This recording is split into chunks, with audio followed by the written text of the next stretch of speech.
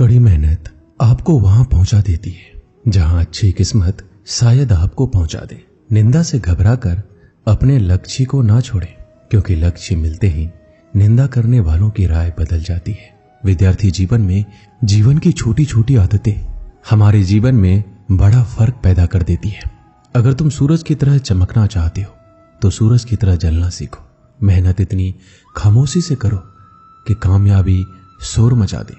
जब तक तुम दौड़ने का साहस नहीं जुटाओगे तब तक तुम्हारे लिए प्रतिस्पर्धा में जीतना सदा असंभव बना रहेगा। जिस दिन एक सिग्नेचर ऑटोग्राफ में बदल जाए तब मान लीजिएगा कि आप कामयाब हो गए। हमारा भविष्य हमारे वर्तमान पर निर्भर करता है, इसलिए अपने लक्ष्य पर काम करो।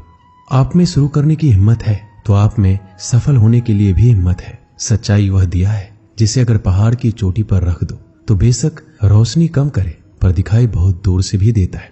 विद्यार्थी जीवन की कड़वी सच्चाई है कि आजकल परीक्षा के परिणाम में विद्यार्थी कितना भी नंबर ला दे तब भी उसका परिवार खुश नहीं होता। इसलिए नंबर के बदले सीखने पर ज्यादा ध्यान दे। एक परीक्षा कभी कठिन या आसान नहीं होती।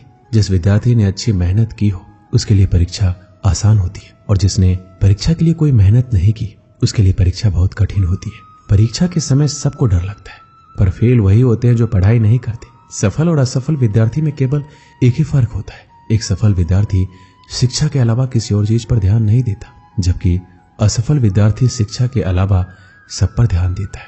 अगर आप अपने रूम में सबसे होशियार विद्यार्थी हैं तो आप गलत रूम में हैं या गलत स्कूल में हैं। एक विद्यार्थी को हमेशा यह ध्यान में रखना चाहिए कि विद्यार्थी जीवन आराम का नहीं पर मेहनत से विद्या प्राप्त करने का समय है। हारने वाला विद्यार्थी जीतने वाले विद्यार्थी पर ध्यान देता है, जबकि जीतने वाला विद्यार्थी सिर्फ जीतने पर ध्यान देता है। लोग आपके बारे में क्या सोचते हैं उससे ज्यादा महत्वपूर्ण यह है कि आप लोगों के बारे में क्या सोचते हो, क्योंकि यही चीज आपका चरित्र निर्धारित करती है। एक सच्चा विद्यार्थी वही है जो खुद को साबित करने में नहीं लेकिन खुद को औरों से बेहतर करने में ध्यान देता है। अगर आपके सपने आपको नहीं डरा रहे, आपको नहीं सोने दे रहे, आपको खाने नहीं दे रहे, तो आपके सपने सही में बड़े सपने हैं। पर ऐसा कुछ भी नहीं हो रहा है तो मान लीजिए वह बड़े सपने नहीं है। अपने अंदर सीखने का जुनून विकसित कीजिए।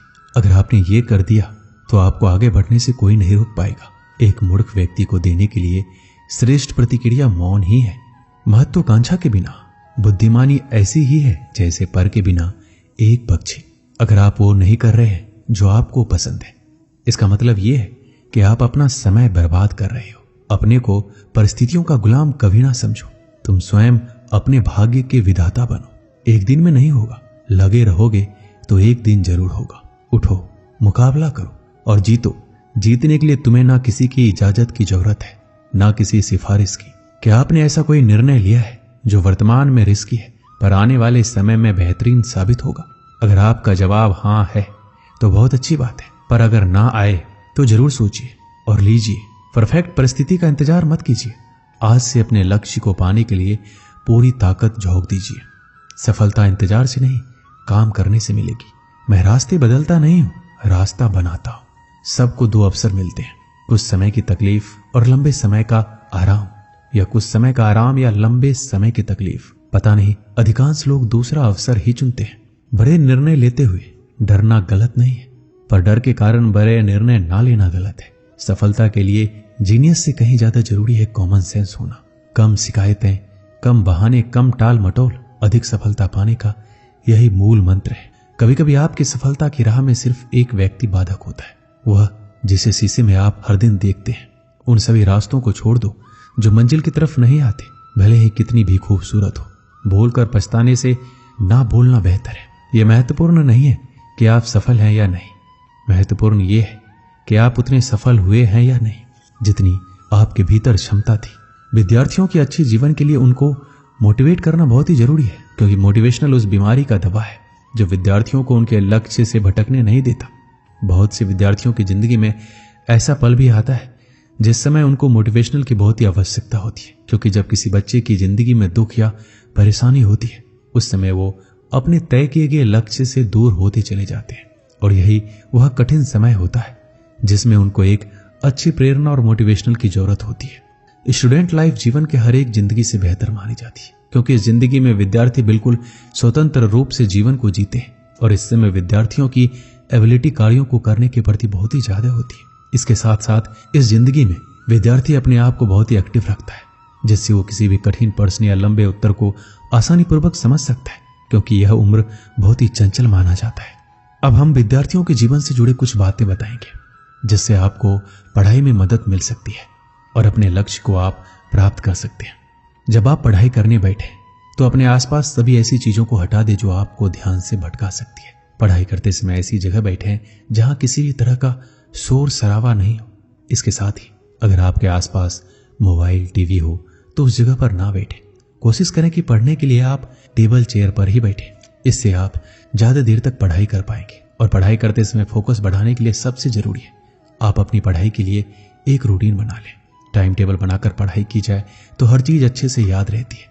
इस टाइम टेबल को रोजाना फॉलो करना जरूरी है। इससे पढ़ाई समय से करने की भी आदत आसानी से बन जाएगी। साथ ही आप अच्छे से अपनी स्टडी प्लान का पालन कर पाएंगे। रोज रोज एक ही समय पर पढ़ाई शुरू करने की आदत हो जाएगी तो पढ़ाई पर कंसंट्रेट और फोकस करने में आसानी होगी। हर रोज अपने लिए एक लक्ष्य निर्धारित कीजिए। जब भी पढ़ाई करने बैठे तो अपने गोल को ध्यान रखें कि आपको आज कितना पढ़ना है। जैसे कि जब आप पढ़ाई करने बैठे तो तय कर लें कि आज आपको किन चैप्टर को पूरा करना है, और इस गोल को पूरा करने के बाद ही आप अपनी जगह से उठेंगे। जब आप अपने तय किए गए स्टडी गोल्स को पूरा कर लेंगे तो आपको भी अच्छा लगेगा और रोजाना आप इसी तरह खुशी से पढ़ाई पर फोकस कर पाएंगे। और साथ ही साथ पढ़ाई के बीच में ब्रेक जरूर लें। कभी भी एक साथ पूरा सिलेबस ना पढ़े। लगातार पढ़ाई करते रहने से आप लंबे समय तक कुछ भी याद नहीं रख पाएंगे। ऐसा करने से बचें। अगर आप चाहते हैं कि आपका पढ़ाई में और अच्छा फोकस हो तो इस दौरान बीच बीच में छोटे ब्रेक्स लेने चाहिए। हालांकि इन ब्रेक्स में आपको टीवी या मोबाइल चलाने से दूर रहना चाहिए। कोशिश करें कि 30 से 45 मिनट की पढ़ाई करने के बाद आपको कम से कम 5 से 10 मिनट का ब्रेक जरूर लेना चाहिए। अक्सर आपने देखा होगा विद्यार्थी पूरा दिन घर में उछल कूद करता रहता है, ज्यादा से ज्यादा बाहर खेलता है, लेकिन जैसे ही उसको पढ़ने के लिए बैठाया जाता है उसे आलस या सुस्ती आने लगती है और वह पढ़ाई से कतराने लगता है। आपने सुना होगा जो समय के साथ चलता है वो पूरी दुनिया जीत सकता है। समय एक ऐसा चक्र है जो रंग को राजा और राजा को रंग बना सकता है। इसलिए समय के महत्व को समझिए और उसका उपयोग कीजिए, दुरुपयोग नहीं। ये फिर लौट कर नहीं आने वाला है, इसलिए इसके साथ चलिए, ना आगे ना पीछे, केवल साथ। और आप अपने प्रति अनुशासित रहें, क्योंकि एक विद्यार्थी की पहचान उसका अनुशासन ही होता है। जब आप अनुशासित रहेंगे तब आपको यह ज्ञात होगा कि कौन सा कार्य करना आवश्यक है और कौन सा नहीं। किसी विद्यार्थी के पास अनुशासन होना ही उसकी सबसे बड़ी सीख है। आपको सोचकर परेशानी हो रही होगी कि आखिर ये मैनेज कैसे होगा। जाहिर सी बात है, परेशानी तो होगी, क्योंकि इसे भी आपको ही मैनेज करना होगा। एक बात मैं आपको याद दिला दूं, जो काम शुरू में कष्टदायक होता है बाद में फलदायक भी होता है। इसलिए परेशानियों से घबराएं नहीं, आगे बढ़े और उस काम को समाप्त करें। सोने के लिए भी समय निर्धारित कीजिए। प्रत्येक विद्यार्थी को कम से कम 6 से 7 घंटे तक सोना चाहिए। इससे शरीर पहले की तुलना में ज्यादा सक्रिय रहता है, जिससे विद्यार्थी की स्मरण शक्ति में वृद्धि होती है, जो पढ़ाई दौरान ज्यादा फायदेमंद होता है। अक्सर विद्यार्थियों द्वारा पूछा जाता है कि पढ़ाई कैसे करें ताकि मन लगे। इंसान का मन बहुत चंचल होता है, एक पल में यहां तो दूसरे पल में वहां चला जाता है। इसलिए हमें पढ़ाई करते समय इस बात का ध्यान रखना चाहिए कि नेगेटिव थिंकिंग और ऐसी किसी भी तरह की बातें हमारे मस्तिष्क में ना आए जिससे हमारा मन डाइवर्ट हो। मन को काबू में करना बहुत बड़ा काम होता है, पर ये जो संभव कर लेता है अपनी सफलता से कभी नहीं चूकता है। इसलिए कोशिश करें मन को विभाजित करने वाली यादों से दूर रहें। ऐसा हर विद्यार्थी के साथ होता है। जब वो पढ़ने बैठते हैं तो उसके मन में कई प्रकार के विचार उनके सामने आने लगते हैं और वो धीरे धीरे उनमें खोने लगते हैं, जिससे उनका ध्यान पढ़ाई से हट जाता है। पढ़ते कुछ है, दिखाई कुछ और देता है। इसका मुख्य 2 वजह होता है। पहला, उस समय पढ़ने में रुचि नहीं है, और दूसरा, आप बहुत चिंतित हो। कोशिश करें तनाव से दूर रहने की। दोस्तों के साथ अपना ज्यादा टाइम स्पेंड करना एक बड़ी वजह है पढ़ाई में मन ना लगने की, क्योंकि दोस्तों के साथ समय का पता नहीं चल पाता, जिससे आपकी पढ़ाई का समय निकल जाता है, जो आपको बाद में चिंतन करने पर मजबूर कर देता है। सिर्फ सोच इतनी शक्तिशाली होती है जो सही और गलत में भेद कर सकती है, जो व्यक्ति को ऊपर उठा सकती है और नीचे गिरा सकती है। संसार की सबसे महंगी पुस्तक, सबसे बड़ा प्रेरक और मूल्यवान विचार आपके अंदर 1% का भी परिवर्तन नहीं ला सकते यदि आप बदलना ना चाहे तो। जो जानते नहीं इसलिए नहीं कर पाते वह अज्ञानी है। जो सब कुछ जानते हैं फिर भी अमल नहीं करते वो मूर्ख है। यदि हर सुबह नींद खुलते किसी लक्ष्य को लेकर आप उत्साहित नहीं है तो आप जी नहीं रहे, सिर्फ जिंदगी काट रहे हैं। दूसरों की मदद करते हुए यदि दिल में खुशी है तो वही सेवा है, बाकी सब दिखावा है।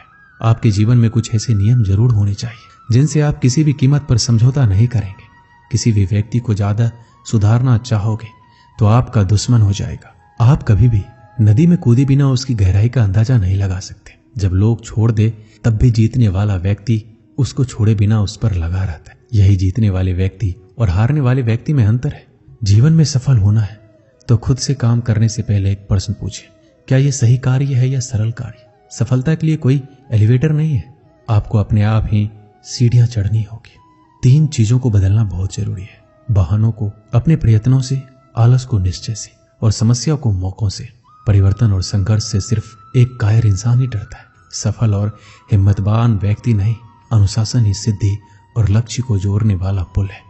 आपको सफलता चाहिए तो आपको उसकी कीमत के लिए भी तैयार रहना होगा।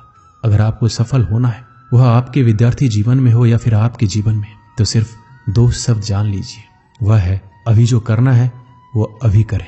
एक दिन की बात है, 2 मित्र सोहन और मोहन अपने गांव के मंदिर की सीढ़ियों पर बैठकर बातें कर रहे थे। इतने में एक तीसरा व्यक्ति जतिन उनके पास आया और उनकी बातों में शामिल हो गया। तीनों दिन भर दुनिया जहां की बातें करते रहे। कब दिन ढला, कब शाम हुई, बातों बातों में उन्हें पता ही नहीं चला। शाम को तीनों को भूख लग गई। सोहन और मोहन के पास क्रमशः 3 और 5 रोटियां थी, लेकिन जतिन के पास खाने के लिए कुछ भी नहीं था।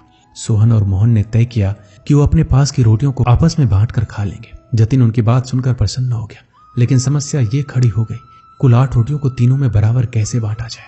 सोहन इस समस्या का समाधान निकालते हुए बोला, हमारे पास कुल 8 रोटियां हैं, हम इन सभी रोटियों के 3-3 टुकड़े करते हैं। हमारे पास कुल 24 टुकड़े हो जाएंगे, उनमें से 8-8 टुकड़े हम तीनों खा लेंगे। मोहन और जतिन को यह बात जच गई और तीनों ने वैसा ही किया। रोटियां खाने के बाद वो तीनों उसी मंदिर की सीढ़ियों पर सो गए, क्योंकि रात काफी हो चुकी थी। रात में तीनों गहरी नींद में सोए और सीधे अगली सुबह उठे। सुबह जतिन ने सोहन और मोहन से विदा ली और बोला, मित्रों, कल तुम दोनों ने अपनी रोटियों में से तोड़कर मुझे जो टुकड़े दिए, उसकी वजह से मेरी भूख मिट पाई।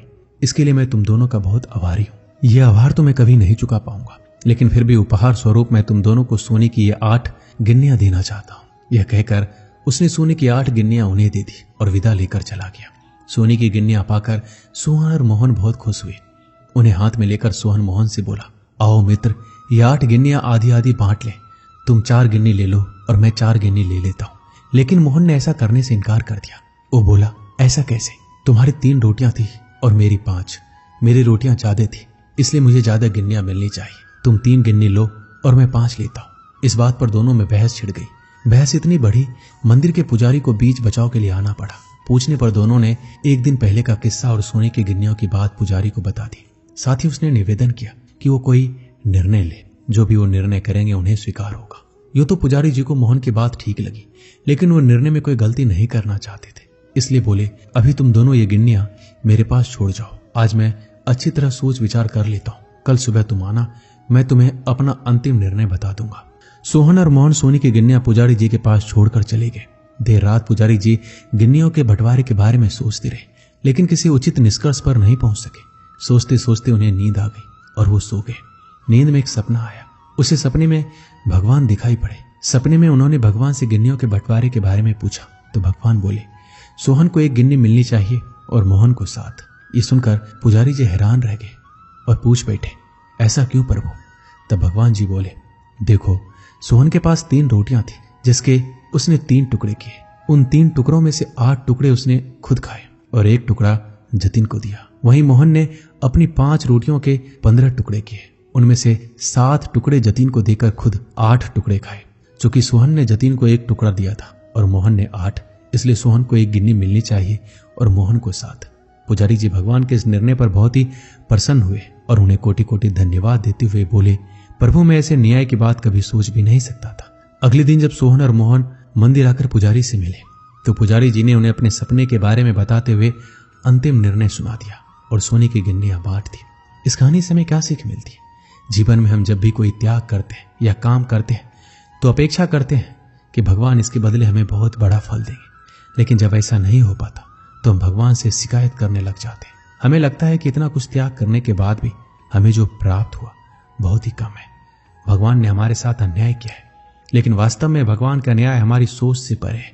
वह महज हमारे त्याग को नहीं बल्कि समस्त जीवन का आकलन कर निर्णय लेता है।